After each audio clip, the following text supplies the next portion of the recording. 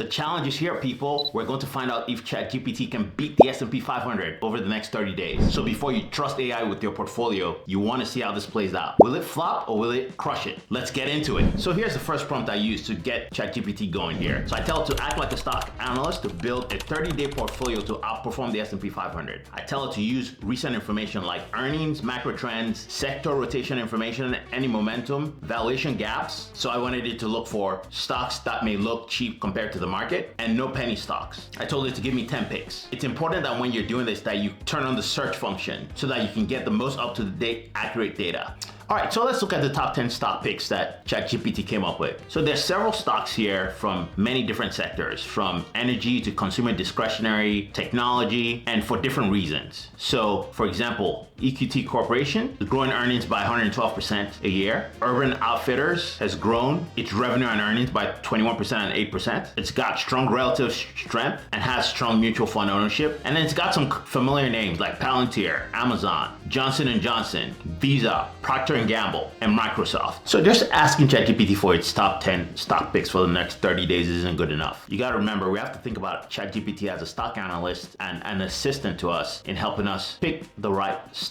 And so that the stocks that we pick for the next 30 days have a great shot at outperforming the market. So here's the next question that I asked ChatGPT. For each stock, rate your conviction level, high, medium, or low, based on near-term catalysts and risks. So it goes ahead and does that. So here's the output. It has several stocks that it rated as high and several that it rated as mediums, and only one as low. Interestingly, the one that's low is Palantir. The reason it rates Palantir low is because of its high valuation and its recent stock dip. That might be a reason to buy the stock, but in the case of ChatGPT, it's saying that it's rating it low because of the stock dip. So this filter by itself is not enough. We want to keep prompting ChatGPT until we feel confident that the stocks that it's given us for the next 30 days actually have a great shot at outperforming the market. So the next question I ask it is this: which of these stocks are currently being bought by hedge funds or large institutions? Highlight any overlaps and explain why that matters. Let's take a look at what it finds. All right, so it provides us with a list here, and of the 10 stocks, 3 have increased ownership. That's EQT, Urban Outfitters, and J&J. 6 have decreased, and 1 is stable. GPI, Group 1 Automotive, which is a consumer discretionary stock. If you look at the stocks that ChatGPT had high conviction on, there's very little overlap between those stocks and the ones that hedge funds have increased their stake in. But there is overlap in the stocks that have high current institutional ownership. So we're going to combine the learnings from those 2 screens and continue to work to narrow down our stock picks. So far we haven't done anything quantitatively to test the 10 picks. So that's what our next prompt is going to be. So here I'm asking ChatGPT to filter its picks through these criteria: positive price momentum over the last 3 months, recent earnings beat, and a 4 PE below the sector average. Let's see what it finds. So here are the stocks that meet all the criteria: EQT, Urban Outfitters, Group 1 Automotive, and Johnson & Johnson. We're starting to see some trends here. EQT has passed every screen we've tried, so has Urban Outfitters, and Group 1 Automotive has passed 2 out of the 3 screens that we set. Johnson & Johnson is appearing for the first time here when we look at it from a quantitative basis. And then here are the stocks that do not meet all criteria. So Palantir, Amazon, Datadog, Visa, Procter & Gamble, and Microsoft. One of the great things about ChatGPT is it presents a pictorial view for us. So the first 4 stocks here meet all criteria. These 2 meet just 2, Amazon and Datadog. Visa and Procter & Gamble and Palantir only meet 1 of the 3 screens. One great thing that you do to verify ChatGPT's work is you can click on its sources and it will tell you where it's getting the information from. And you can click into each one of these and find the details about why ChatGPT is selecting a particular stock. For instance, if we click here and we go to the report, you can see that EQT's forward P is 17.29, and that's where that data has been pulled from to get this number right here. So the next thing we might want to do is stress test the picks that ChatGPT has made for us.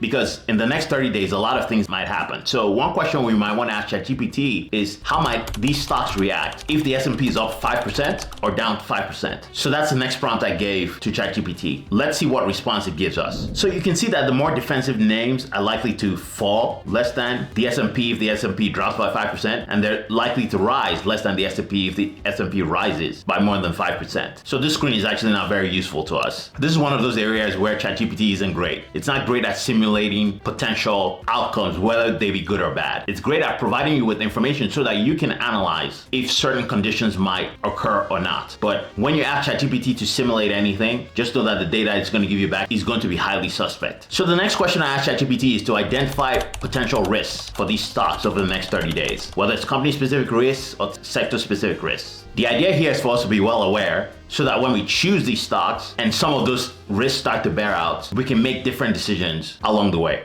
So let's see what it provides us. All right, so here are the risks that ChatGPT provided, and you can see they're varied by the stock. So in the case of EQT, even though it beat its earnings significantly, its revenue was down. So can it meet its future forecast? In the case of Group 1 Automotive, which is in the consumer discretion sector, it's a car dealer. So the company's reliance on new vehicle sales, which constitute about 50% of its revenue, make it vulnerable to fluctuations in new car demand. Amazon has spoken about its concern over tariffs. And then from a macro perspective, tariffs on Chinese imports could increase the cost and affect its pricing strategy. And on through the list. So what stocks are we going to pick? Well, we're not going to do the picking. We're going to have ChatGPT do the picking based on all the analysis it has done for us. That's the entire point of utilizing ChatGPT for this. Is we're not picking the stocks. We'll have it pick the stocks and see if it can actually outperform itself. So the prompt I use here is, based on all its prior analysis, give me final 5 stock portfolio most likely to outperform the S&P in the next 30 days. For each stock, summarize the investment thesis, key catalysts, and main risks. Explain why each stock earned its place. All right, so these are the stocks it picked. Number 1, EQT Corporation. This is an interesting one. It's in the energy sector, and from the time I saw that it had expected earnings growth of 112% this year, it was one that I had circled in my mind as one I would pick. Now, it does have some risks associated with it. So volatility in natural gas prices could impact it. And if regulations change, it could be impacted here as well. But it's trading above its key moving averages from a technical perspective and could be a fit for us. The second stock it picked is Urban Outfitters. Now, this is another one that now has the wind at its back as a result of easing trade tensions across the world. The expectations are that its earnings will grow by 21%. And right now, it's broken out above some key technical resistance levels. I'm not that great at looking at charts, so I'm kind of accepting what ChatGPT is saying and expecting it to have done the analysis here. The third one is Group 1 Automotive. Now, this is not one that I might hold in a long-term stock portfolio, but for the next 30 days, with a lot of positive momentum in the economy as a result of reduced trade tensions and also easing inflation, I could see why